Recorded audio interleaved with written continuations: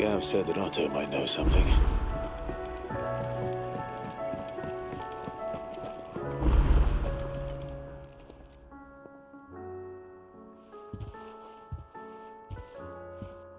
Nothing like a dish of cold vengeance to foul the gut. I'm sorry, Nan. I didn't mean to make things worse. I just thought I had to protect you. Like you've protected me. Aye, well, someone had to.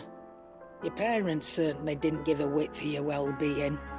Reckon the both of us would be worse off if I'd not taken you on. You've always been me right eye, Goose. And I'd have you stay that way. So don't you dare go looking for trouble again. Well, I will. If you ever need help, I'll do it again and again, and you can't stop me. Why, you big lump. Fine. Play the hero if it makes you happy. Thanks, Nan. I won't let you down. There's nothing he wouldn't do for you. That's as maybe. But if he's ever to make his own way in life, he'll need to start looking out for himself as well. Till then, he'll need people to watch his back, just like you did in Dalamil. Don't think I didn't appreciate that. Of course. His family. Stop it. You make me one good eye, mister. I don't go thinking that'll do you any favours. A potion today'll cost you the same as it did yesterday.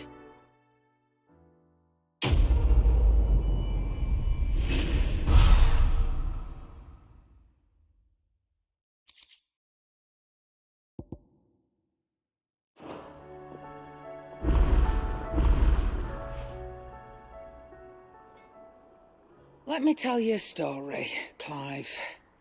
All right. Them rumours Wetlegs were spreading. Might be they weren't just tales plucked out of thin air. You see, there were a time when I weren't too particular about who I sold steel to, so long as they paid me the right price. Some women lust after blood, others after flesh, but me, I were always one for gold. And to satisfy that lust, I sold to opposing armies, stabbed my every client in the back, made myself the most hated woman in the twins. But then one day I met a man who made me a different kind of offer.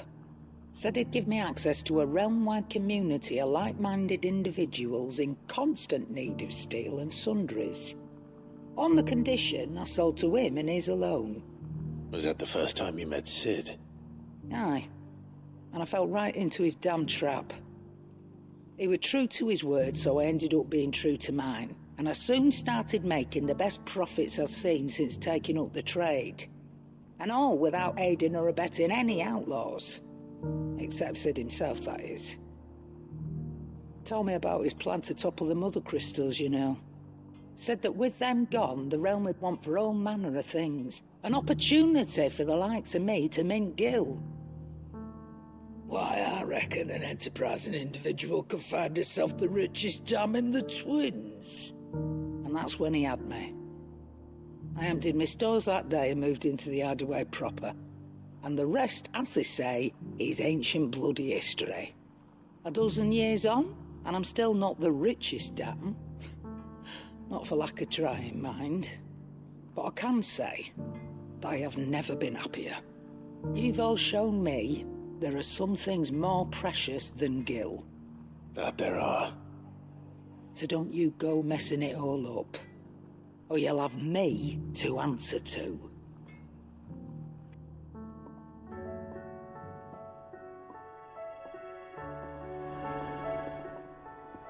Aye, it's a dangerous world out there. You'll not find a better price than that.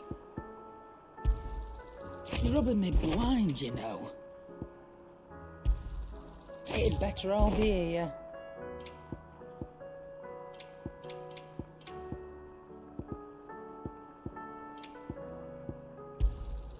You're rubbing me blind, you know.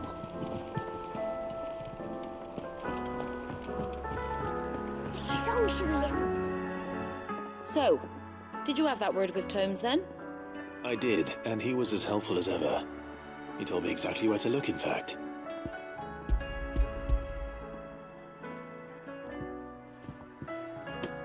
And what precisely will I be cooking up? Or is it better not to know? Blueback wyvern liver. And, a herb known as Saint's Bonnet. Ah, wyvern livers, was it? Well, at least it weren't actual worms, I suppose. Now then, you stay right where you are. I've got some cooking to do. Let's hope these grand old chefs of yore knew what they were on about.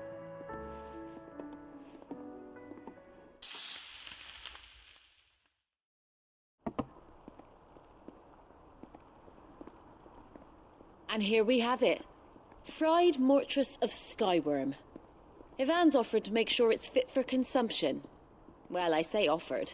He as good as begged. And rightly so. Is there any higher honour than partaking in a slice of culinary history?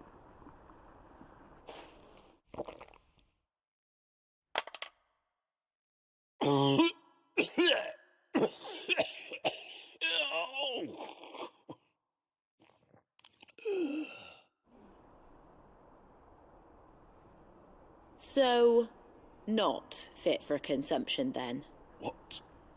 What witchery is this? The crackle of the crust gives way to an almost violent richness. Yet, it is the piquant kiss of the saint's bonnet that tames this savage dish. It is a tour de force, a force of nature even, a maelstrom of flavour and sensation, a graceful beast emerging from centuries of slumber. I think he likes it. Well, I can't quite tell with all that nonsense he's talking, but I reckon you might be right. It was decent then, I take it. Decent? It's remarkable, and I defy any man to say a word to the contrary.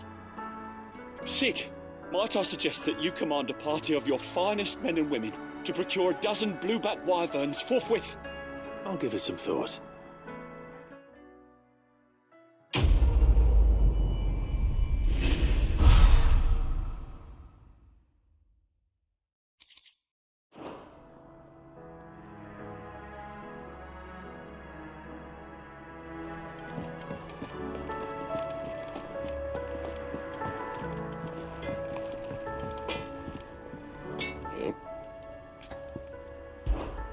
What do you want?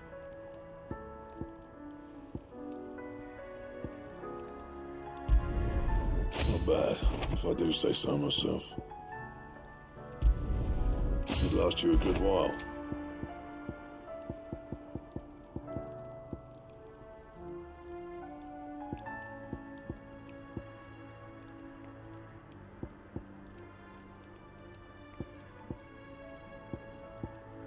Anything else? If it's knowledge you seek, we've done.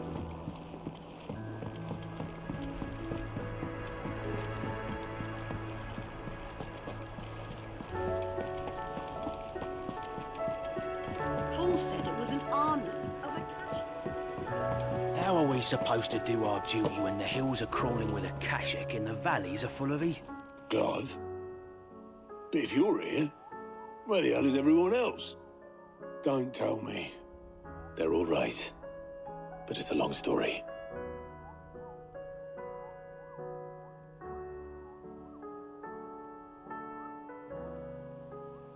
You lot don't do things by halves, do you? Well, at least everyone's still breathing. Now, as for these writings, I'm sorry to say, Clive, but if you had those, you'd be... sitting under a pile of rubble, I know. But we were able to save a few bits and pieces from the ruins, most of which ended up being used to build this place. The more personal items we gave to the next of kin. In the case of Sid's things, that would have been mid. Then I'll check the workshop.